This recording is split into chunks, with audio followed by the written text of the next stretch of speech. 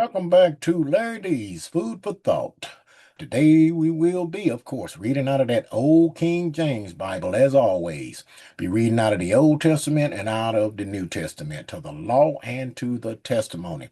Precept upon precept, line upon line, here a little and there a little. All right. Also be going over a few scriptures today concerning the title. You can run, but you can't hide, not even your thoughts from God. You can run, but you can't hide, not even your thoughts from God. Okay? I'm going to share these scriptures with you right quick. You can jot them down if you like. I'll take a screenshot.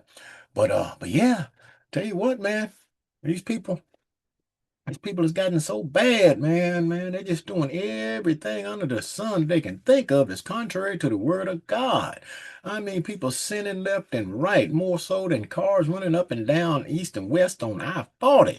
I mean, this world has gotten wicked. But that's why when we start this, we're gonna go and see when the Lord destroyed the earth during Noah's time by water, because man, it gotten so wicked. Okay. But we right back at that time now, man. I mean, people stealing, killing, committing adultery. I mean, just doing all kinds of things. Won't keep the Lord's dietary law. Won't keep his Sabbath day. Ain't doing nothing the Lord say. We're gonna take a look at this thing, man. I'm gonna tell you something. People think, man, the Lord ain't watching.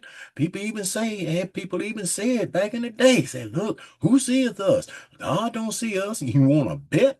Let me tell you something. The Lord got those cherub angels down here on this earth, man. They got four faces, six wings, calf feet, and they got eyes all over those wings, and they see everything. Okay. And they report back to the Lord too. Okay. And not only that, the Lord sits in heaven and he look down and he see what you're doing. Oh, he know your works, be it good or evil, and he look into your mind. We're gonna show you that today. Okay. But anyway, I'm gonna stop sharing these when we get started with this. Oh, matter of fact, we're gonna start this in Genesis. Genesis, the sixth chapter. This is when the Lord had destroyed getting ready to destroy the earth, man, with water, with that flood. During Noah's time. But let's take a look and see what happened right here. All right.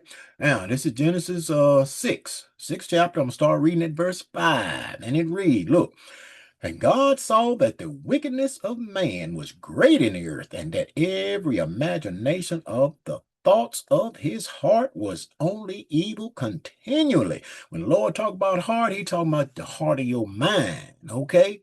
But he said it is wicked, and every imagination of the thought of his mind is just evil. Okay. Now look, if he make that statement, what he thinking? What that tell you? Let you know, hey, he he read those people's thoughts. He knew they was wicked. All right. Not only by their acts and what they were doing, but he knew in their mind what they were that they were wicked. But look, excuse me, verse 6. And it repented the Lord that he had made man on the earth, and it grieved him at his heart. It grieved him, Lord, in his mind, man, and he had made this man. Look, 7. And the Lord said, I will destroy man whom I have created from the face of the earth, both man and beast, and the creeping thing, and the fowls of the air, for it repenteth me that I have made him. The Lord was upset, and this people was wicked. Okay, but let's see what happened. Verse 8. But Noah found grace in the eyes of the Lord. Okay. These are the generations of Noah. Noah was a just man and perfect in his generation, and Noah walked with God. So he kept God's laws and statutes. He did what the Lord said. Okay. He found grace in the eyes of the Lord. And look, let's see, verse 12, look, and God looked upon the earth, and behold, it was corrupt, for all flesh had corrupted his way upon the earth. And God said unto Noah, the end of all flesh is come before me, for the earth is filled with violence through them, and behold, I will destroy them with the earth. 14. Make thee an ark of gopher wood. He told Noah to make an ark of gopher wood. Room shalt thou make in the ark, and shall pitch it with pitch. So he told him to build that ark, that boat. Make rooms in it, man. Because the Lord uh uh saved Noah his three sons, Ham, Shem, and Japheth, and Noah's wife and his son's wife. 8 souls he saved during that flood, okay? But he destroyed everybody else. Why? Because the imagination of their thoughts, of their heart was evil continually. So if the Lord said that, then he know. Not only he saw what they were doing, but he also knew their thoughts, that they were evil. All right? But let's go a little further here. Let's go over here to let's go to Proverbs right quick. Take a quick look at this. We're going to Proverbs, the 6th chapter, and I'm going to start reading at verse 16. And it reads, look, these 16 do if the Lord hate. Yes, 7 are an abomination unto him. Now, I'm just going to read one of them right quick. I want you to see this. This is verse 18. And heart, a mind that devises wicked imaginations, feet that be swift and run into mischief. Man, but he said what? He said a heart, a mind that devises wicked imagination. What did we just read over there? What did we just read over there in Genesis? About the thoughts of man and the imagination of his thoughts was evil, wicked. Okay? But he's saying they devise wicked imagination in their mind. Lord know it. Okay? Let's take a look at this. Let's go right over here to let's go to Isaiah. Let's see, Isaiah 66, man. We're gonna verify this. I'm gonna show you, man. You think the Lord can't look into that mind of yours? Let me show you right here. Look, this is Isaiah 66. I'm gonna read one verse, verse 18, and it reads, look, for I know, it's the Lord saying this, look, for I know thy works. He know what you're doing, be it good or evil. Look, and thy thoughts. What do you say here? For I know thy works and thy thoughts. That you know. He can look into that mind of yours, people. That's why he told us, hey, we need to keep our thoughts pure. Why? Because you can't hide. You can run all you want to, but you can't hide, not even your thoughts from this God. All right? Look, it shall come that I will gather all nations and tongues, and they shall come and see my glory. But Lord said, hey, I know your thoughts. So you ain't getting around. You ain't escaping this God. No way, form, or fashion. All right. Let's go back to Proverbs right quick. Something else I want to show you over here. This is Proverbs 15. Proverbs 15th chapter, and I want to read one verse right here, verse 26. Listen, and it reads, the thoughts of the wicked are an abomination to the Lord. But the words of the pure are pleasant words. All right. Well, look, he said the thoughts of the wicked are abomination unto them. If he didn't say that they're abomination, how can he make a statement like that if he didn't look into the minds and know your thoughts? Hmm? Can you get away from it? All right. Well, let's go further. Let's turn right over here to Proverbs 21. And I want to read one verse right here. Verse 2. And it reads, look, every way of a man is right in his own eyes, but the Lord pondereth the heart. He pondereth that mind. In other words, he focus on that mind. Okay? He can read it, people. All right? Got to keep them thoughts pure. But now, let's go over here to the testimony. Let's go to the New Testament. Take a look at this. You're going over here to Matthew. Going to Matthew, the 9th chapter.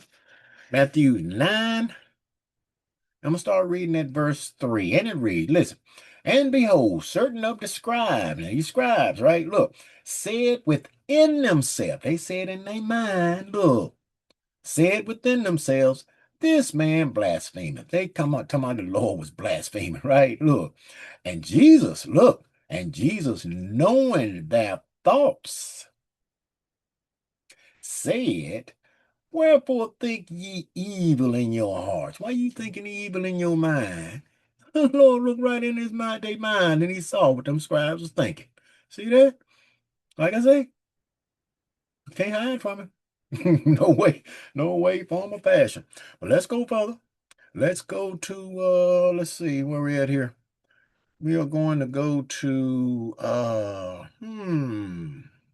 let's go back to Genesis. something else I want to show you right. I'm gonna give you an example of this, showing you, man, how the Lord can read that mind, man. This is this is Genesis, the 18th chapter. And right here is when the Lord, the two angels that came down and came down there to visit with Abraham. Okay. And he gone after that, he sent them two angels on down to Sodom and Gomorrah to check them out, see what was going on down there. But that's another lesson there. We'll do that, might do that for long too. But boy, they was evil down there. They were wicked down in Sodom and Gomorrah. But anyway, let's focus on this. This is when Jesus and those two angels were down there. They came up there, visit with Abraham. Let's see what happened right here. This is Genesis 18. I'm gonna start reading at verse 9. And it read, look, hold on. I think I might be, wait a minute. It's 18. And okay, yeah, that's right. Genesis 18 and 9. All right. I'm over at 19. Sorry about that. All right. Genesis 18 and 9th verse. And it read, look, and they said unto him, where is Sarah thy wife? So they asked Abraham where his wife was at, right? And he said, behold, in the tent. He told him, said, well, she's in the tent back there. And look. And he said, I will certainly return unto thee according to the time of life. The Lord told him this. Look, and lo, Sarah thy wife shall have a son, and Sarah heard it in the tent door, which was behind him. So she was sitting in that tent behind him, and she heard that conversation, right? Look, now Abraham and Sarah were old and were stricken in age. And it ceased to be with Sarah after the manner of women. She was just too old to have kids anymore. But look, therefore Sarah laughed within herself. So she didn't laugh out loud. She just laughed in her mind, right? Look, saying, after I am waxed old, shall I have pleasure and my Lord being old also? She said, man, I done got old. I'm going to have pleasure. And Abraham, my husband, going to have them too. Look, 13. And the Lord said unto Abraham, wherefore did Sarah laugh? Huh. Look, and she didn't laugh out loud, right? Look, saying, shall I of a surety bear a child, which am old? He even quoted what she thought. Look at that. Is anything too hard for the Lord? He asked. Look, at the time appointed, I will return unto thee according to the time of life, and Sarah shall have a son. Then Sarah denied, saying, I laughed not. She said, I didn't laugh. No, she didn't laugh out loud, but she laughed in her mind, right? But look, for she was afraid, and he said, nay. The Lord said, nay, but thou didst laugh. So look at that. He heard her laugh in her mind and even quoted what she said. Can I have a child at my age? You think he can't read your mind, people?